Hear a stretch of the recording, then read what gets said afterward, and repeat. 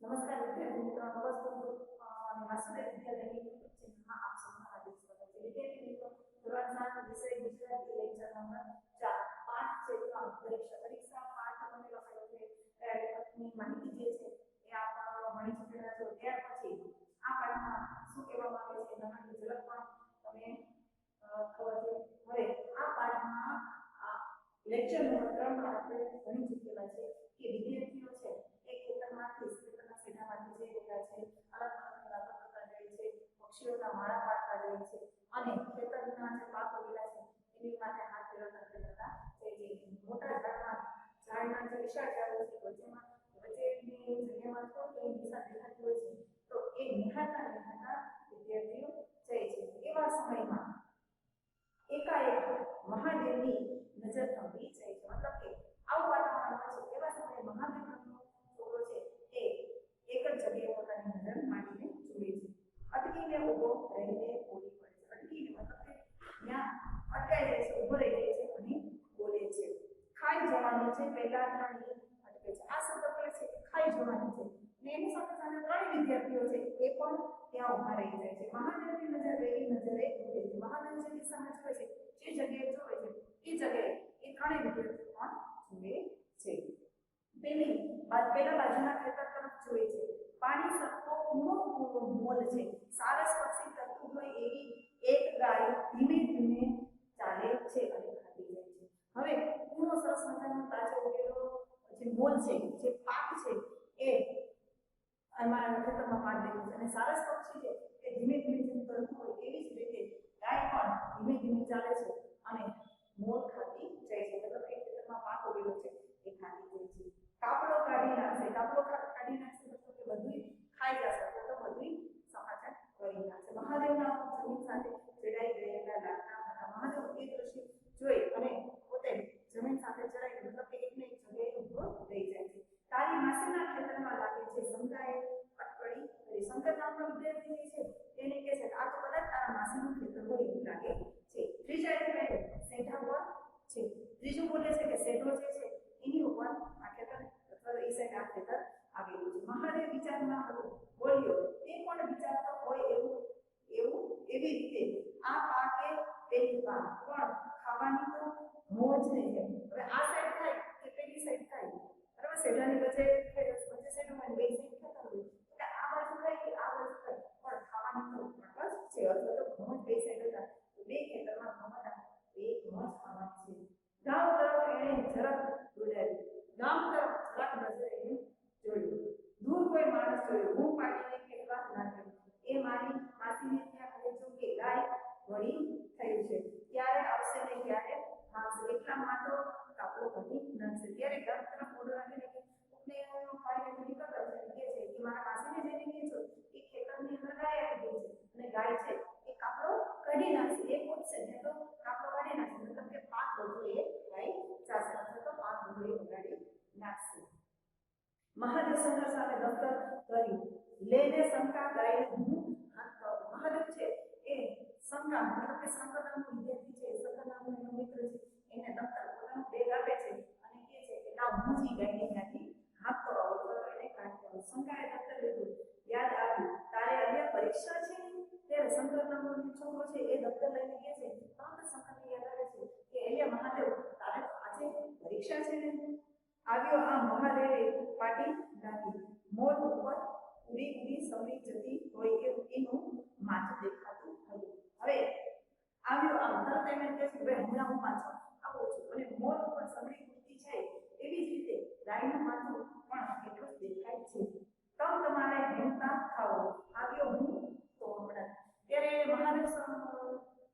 મહાદેવ છે એ એના મિત્રને કહે છે તમ તમારે ચાલતા હતા, મતલબ કે તમે બધા નિશાળે જતા હતા, હું હમણાં જ આવું છું। મહાદેવ મન કરીને ટેફા મારે પણ ચરબી ભરી ગાયને તો લાડના લટકા હતા। હવે મહાદેવ છે એ માટીના ઢેફા હોય, માટીના ઢેફા મતલબ કે એક માટીનો આવડો ટુકડા જેવો હોય એને ઢેફું કહેવામાં આવે છે, માટીનું ઢેફું લઈ અને મારે પણ ચરબી ભરી મતલબ કે તાજી ગાય હતી તો એને લાડના લટકાવો કે કોઈ એને વાલ કરતું એવું લાગતું હતું। એટલામાં સેઢું પણ ન હતું, સેઢા ઉપરથી આંકડાનો એક દોરો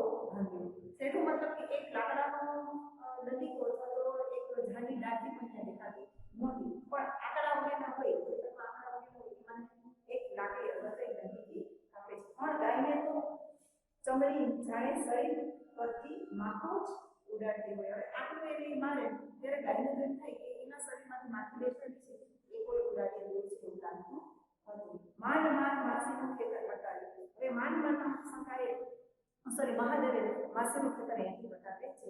તો બીજી બાજુ કાકાનું ખેતર, માસીના ખેતરમાંથી ગાય દેખાડે છે તરત એના કાકાનું ખેતર આવે છે. કાકા ખાલી લાગતા, મતલબ કે કાકા છે એ બહુ ગુસ્સાવાળા હતા, પણ એટલે કે કાંઈ ગાયને ઘઉં ખાવા દે કાકા ગુસ્સાવાળા હતા, કાકા ખીજાતા હતા, પણ છતાં કાકાના ખેતરમાં ગાયને બધો પાક ખાવા થોડું દેવાય. તો ત્રીજું ખેતર ગામના એક ગરીબનું હતું. હવે કાકાના ખેતરમાંથી ગાયને પસંદ કરે છે, ગાયને અહીંયાથી કાઢી મૂકે છે. એવા સમયે ત્રીજું ખેતર જે છે એ એક ગામના ગરીબનું હતું. મહાદેવને થયું નાનજી કાકાને આટલું એક ખેતર છે તો કાપલો કાઢી નાખશે.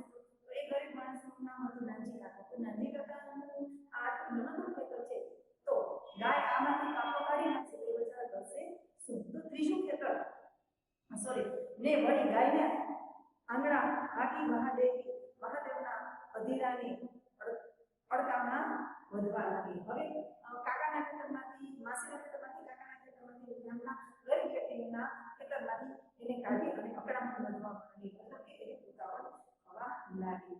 એક લાકડો હાથમાં આવતા ગાયને ઝૂલવા માંડી. હવે એના મહાદેવના અકળામણ વધવા માંડી. એ ગાયને કાઢવા માટે મહેનત કરવા માંડી. એવા સમયે એક લાકડું છે એના હાથમાં આવે છે અને ઝૂલવા માંડે એટલે કે એને મારવા માંડે છે.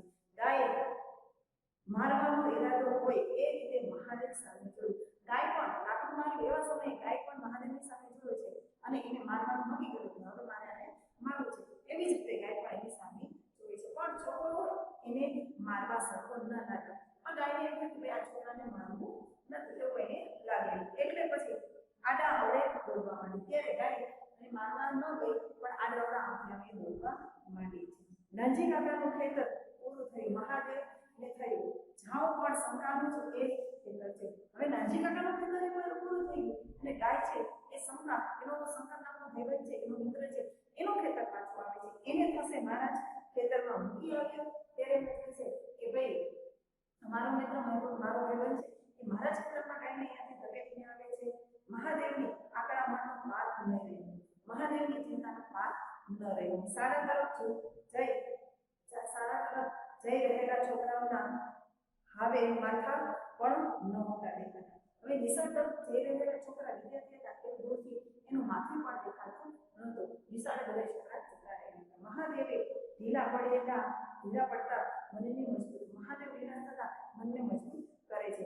આટલું ખેતર કાઢીને મેરીસને પાડી કે હવે આટલા સત્તાના ખેતરમાંથી ગાય કાઢી મેરીસને પાડી કે ઝડપથી દોડીને હું ત્યાં જતો રહીશ. ત્યાં તો પોતાના જ ખેતરમાં ગાય પેઠી. હવે તરત જ ગાય એના ખેતરમાં મિત્રના ખેતરમાંથી પોતાનું જ ખેતર હતું એમાં ગાય જઈને રહે છે. મહાદેવની મૂંઝવણને હવે માજા મૂકી. મહાદેવની ચિંતા હવે માજા મૂકી તો એને પાર રહ્યો નહીં. એની ગતિ ગામ તરફ પાછી હતી અને સૂરજની ગતિ નિશાળ તરફ જતી હતી. હવે નિશાળ આ દિશામાં તો તેનું ઘર આ દિશામાં હતું તો ગામ એ દિશામાં હતું. તો નિશાળે જવાને બદલે ગાયને ધકેલતા પોતે ગામ તરફ જતો હતો અને નિશાળ એની દૂર જતી હતી. અકળામણમાં રડવા સરખું થઈ ગયો. મહાદેવ છે એ અકળામણમાં મૂંઝવણમાં એ રડવા જેવો પણ થઈ ગયો. ગાયને વંડતો ગયો, મારતો ગયો અને વળીને પાછો જતો ગયો. ગાયને લચકાતો ગયો, ગાયને હાંકતો ગયો અને મારતો ગયો અને ફરી પાછા નિશાળ તરફ જોવા લાગ્યો. તો વિદ્યાર્થીઓ આ પાઠ અહીંયા જ બધું રાખ્યું. હવે નેક્સ્ટ લેક્ચરમાં લેક્ચર નંબર 5 માં આ પાઠનો જે બાકીનો ભાગ છે